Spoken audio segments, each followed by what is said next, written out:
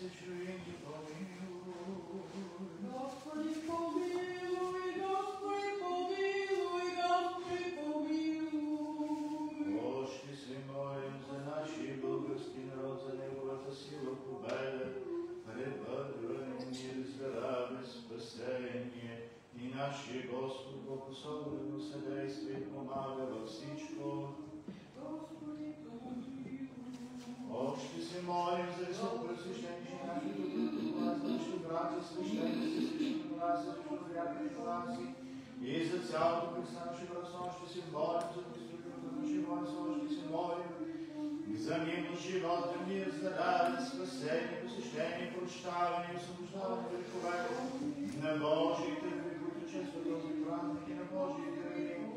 Андрей, Грешка, Никола и всички съродници, още се молим за всяка християнска душа, която скърби и срани се нужда с Божията приноси и помощ за закрила на това село и за унези, които живеят в него сами и благовестни лица и се да преуспяването на среди Божии църкви, за спасение и помощ на тези, които са среди страни Божии си, които служат, за изцеление на тези, които се намират в него, да речем още се молим, да си запази светата ни църква това село, всеки град, село, страна, около падове, земетресение, наводнение, огън, меч, нападение на врагове, междуособни войни да бъде благичен в наш Бог, милостив и благосклонен да отстрани всеки гняв насочен против нас и да ни избави от своето заслужено и справедливо негодование ни помилва.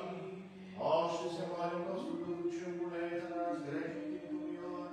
Чуй ни, Боже, Спасител на наше повадане, всички дни краища, на които зададеш благоволение. Милостив, милостивен, бъди към нашите грехове, ни помилвай. Защото си милостив, човекът с Бог за това даде Отца и Сина и Святия Дух. Въздаваме слава сега и винаги и във веки веков. Мир на всички вас. Да преклоним главите си пред Господа. Господи, помилуй. Тебе,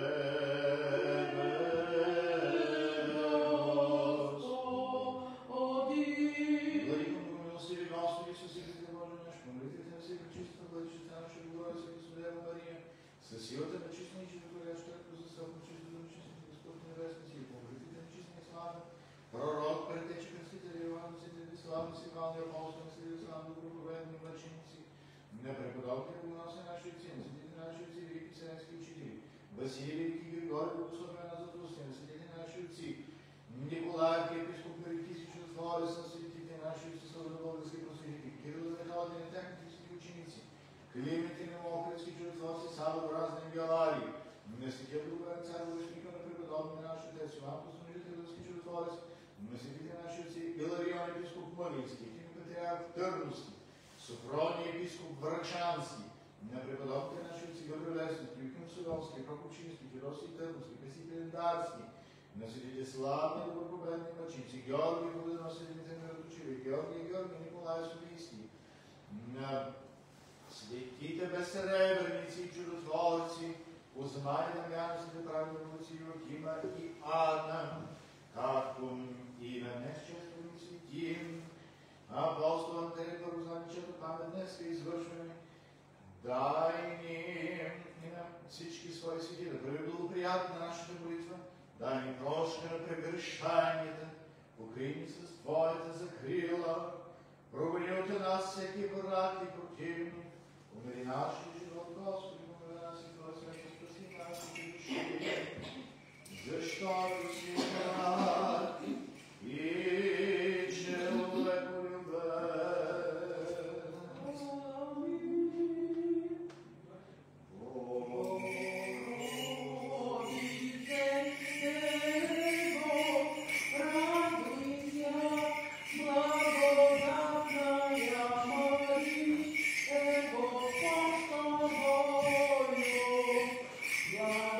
Благословенна ти жена,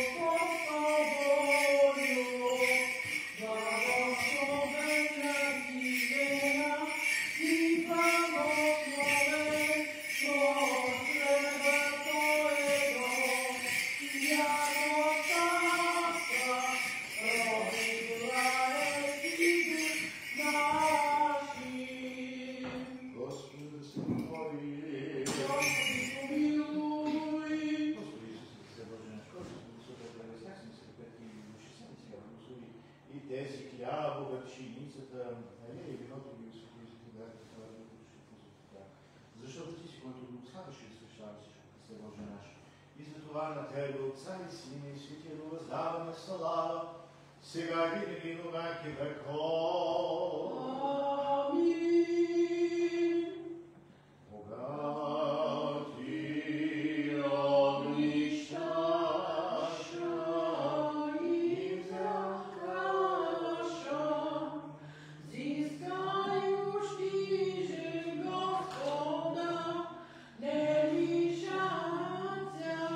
Всяка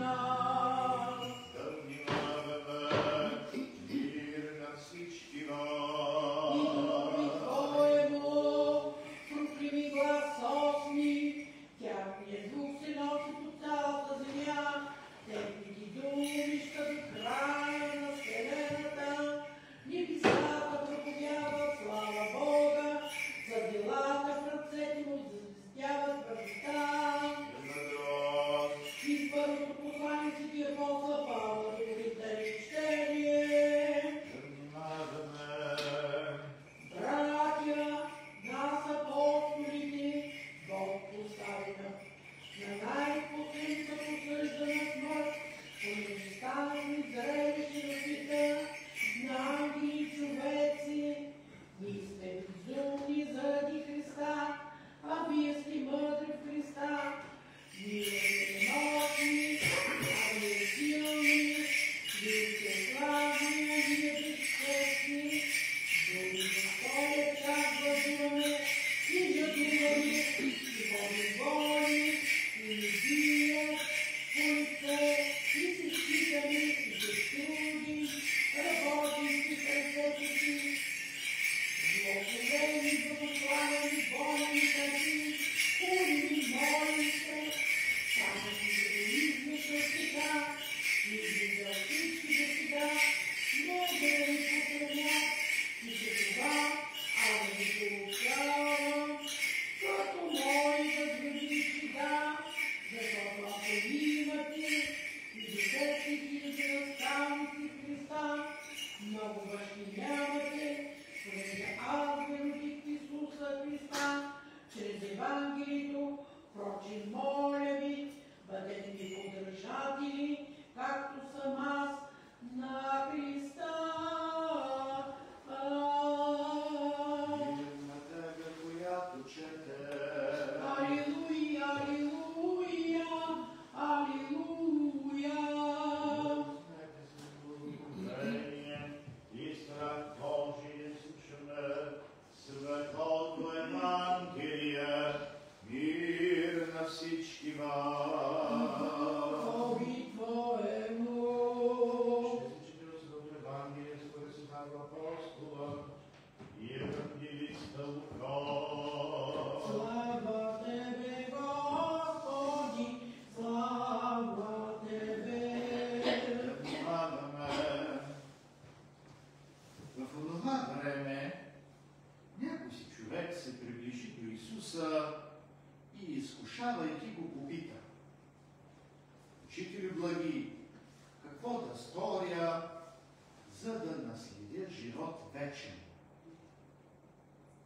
А Исус му рече: защо ме наричаш благ? Никой не е благ, освен един Бог. Знаеш заповедите: не прелюбодействай, не убивай, не кради, не лъжесвидетелствувай, почитай баща си и майка си. А той рече: всичко това съм опазил от младини. Като чу това, Исус му казва: още едно ти не достига. Всичко, що имаш, продай и раздай на сиромаси и ще имаш съкровище на небето. Той дойди и върви след мене. Той като чу това, натъжи се, защото беше твърде богат. Като видя, че той се натъжи, Исус рече: колко мъчно ще влязат в Царството Божие оние, които имат богатство. Защото по-лесно е Камила да мине през иглени уши, нежели богат да влезе в Царството Божие. Които чуха това, рекоха: а кой може да се спаси? Но той рече: невъзможното за човеците е възможно за Бога.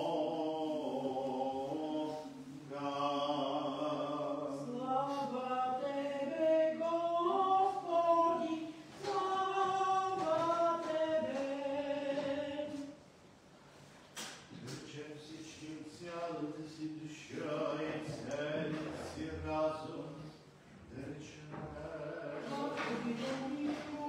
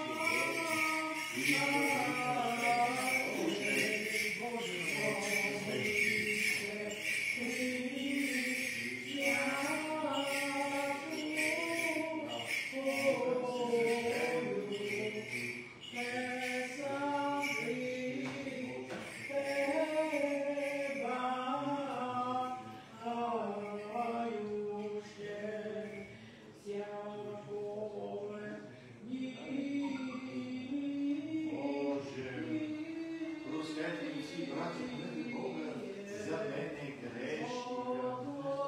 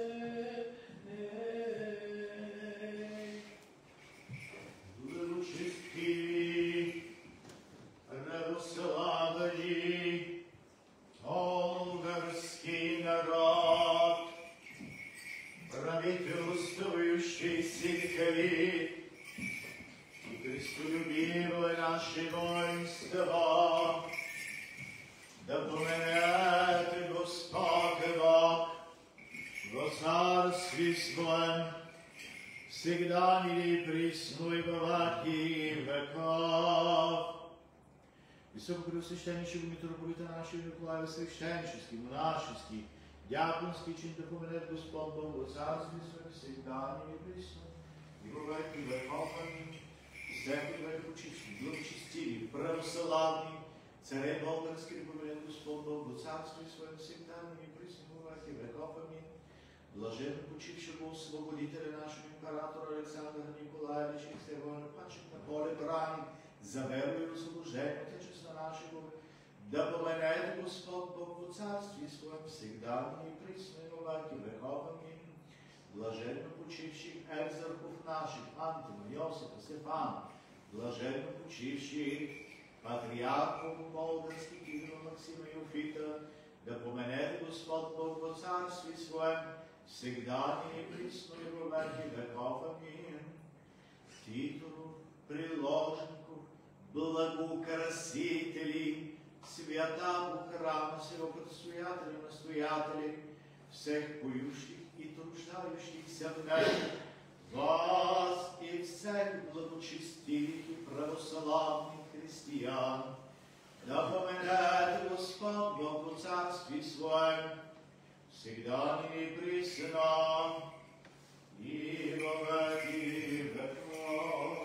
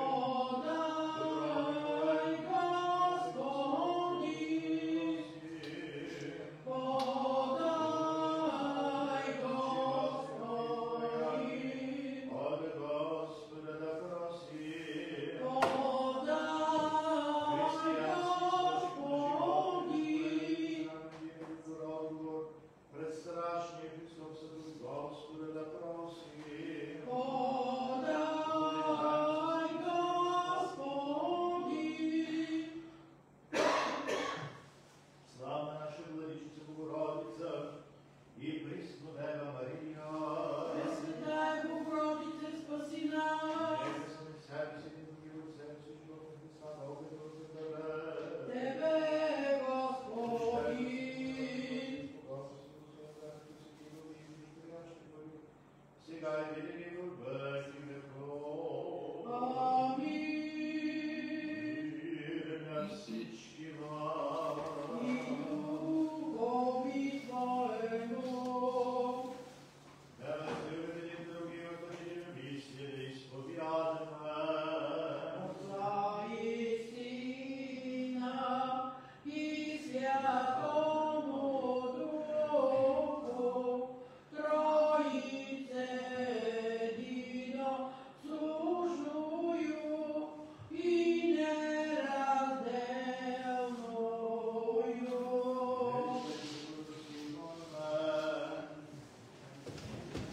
Вярвам в един Бог, Отец, Вседържител, Творец на небето и земята, на всичко видимо и невидимо, и в един Господ, Исус Христос, Сина Божий, единородния, който е роден от Отца преди всички векове, светлина от светлина, Бог истинен, Бог истинен, роден, несътворен, единосъщен с Отца, и чрез когото всичко е станало, който заради нас човеците и заради нашето спасение слезе от небесата и се въплъти от Духа Святаго и Дева Мария и стана човек и бе разпнат за нас при Понтия Пилата и страда и бе погребан и възкръсна в третия ден според Писанието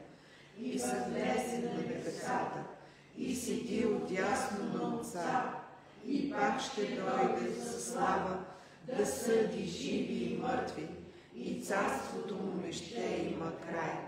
И Духа Святаго, Господа, животворящия, който от Отца изхожда, и и който е говорил чрез пророците в една свята, вселенска и апостолска църква, и изповядвам едно кръщение за прощаване на греховете. Чакам възкресение на мъртвите и живот в бъдещия век. Амин.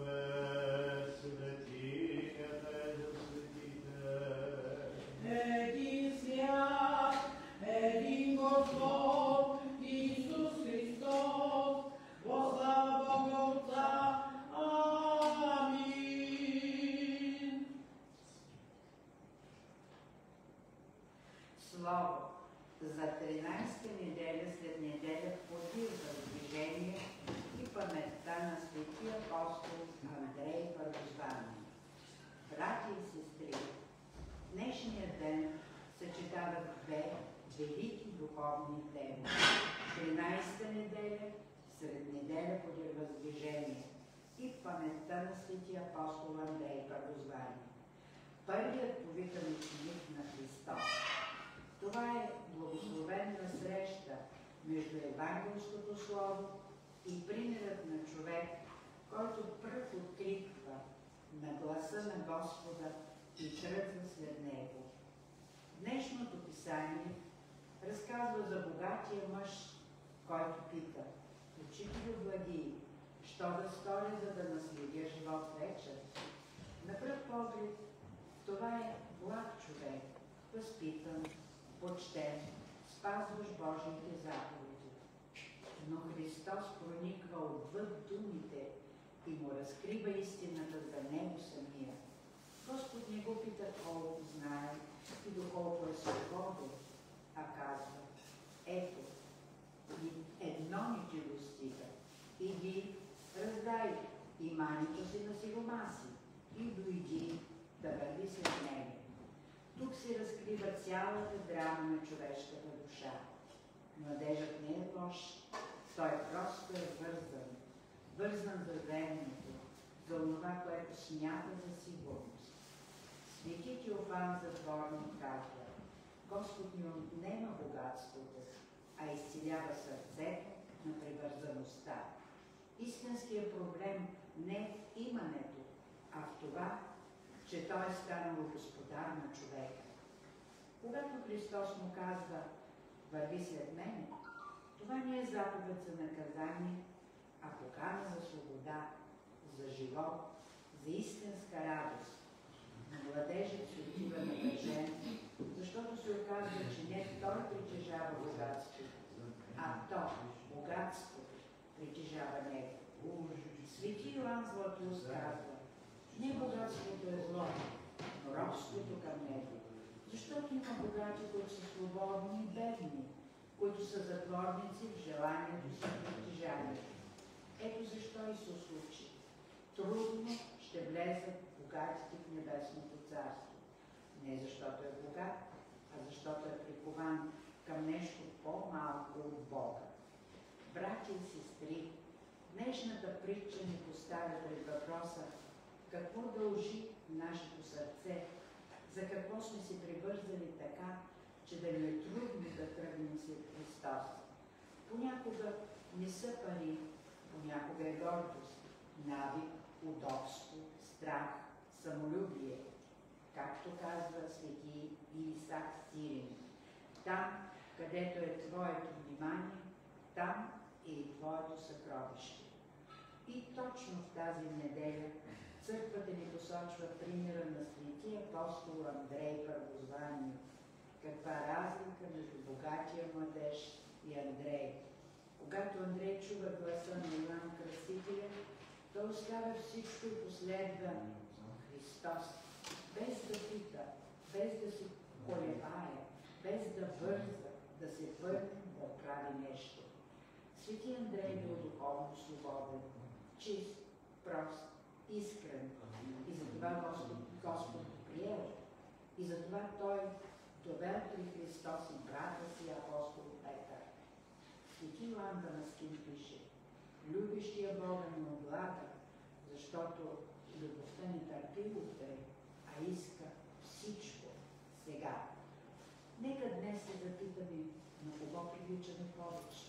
На богатия младеж, който искал вечен живот, но не бил чудот за него, или на Андрей, който чу гласа на Христос и незабавно тръгнал след него. Светия апостол Андрей е пример как човек може да бъде първозван, не само по име, но и по дух, защото първи отворил сърцето си. Затова църквата го прославя като проповедник на светлината, донесъл благовестието в шах до нашите земи. Българската църковна традиция вижда в него проповедник, стъпил по бреговете на Черно море. Но най-важното не е къде е ходил тяло, а къде е стигнала вярата му. До сърцата на този, който иска да го чуе. И така, какво ни казва Христос в тази неделя? Първо, без Бога не можем да бъдем истински свободни. Кой може да се спаси, питат учениците. Невъзможно е за човеците, но възможното е за Бога. Второ, не външните дела ни спасяват, а вътрешното послушание. Младежът Стан спазвал всички заповеди, но не чу Христос. Андрей чу и тръгна. Трето, истинското богатство е това, което даваме, а не това, което задържаме. Както казва свети Василий, имотът, който пазиш само за себе си, е имот, който се откраднал от бедните. Днешния бедност ни напомня, спасението не е далеч, не е възможно, не е за избрани. То започва с малкото, с едно откриване на сърцето, с едно ето ме Господи и с една искрена стъпка към Христос. Нека се научим от богатия младеж какво да не правим и от светия Андрей какво да правим. Тогава и нашия живот ще стане светлина за другите и ние ще бъдем истински богати пред Бога. Амин.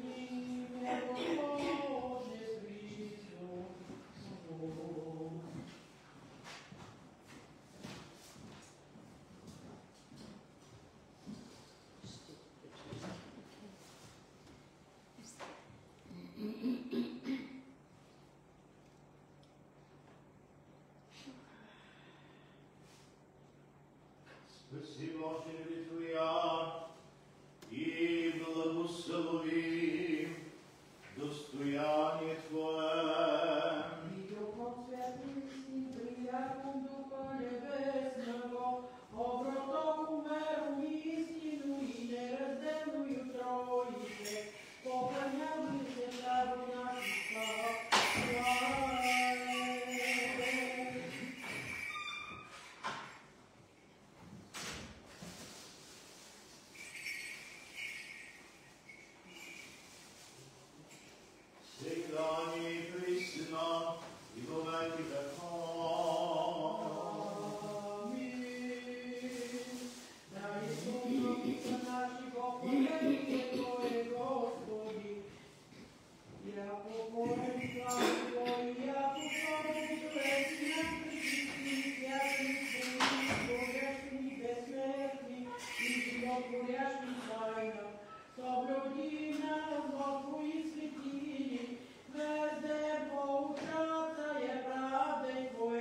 Alleluia, alleluia, alleluia.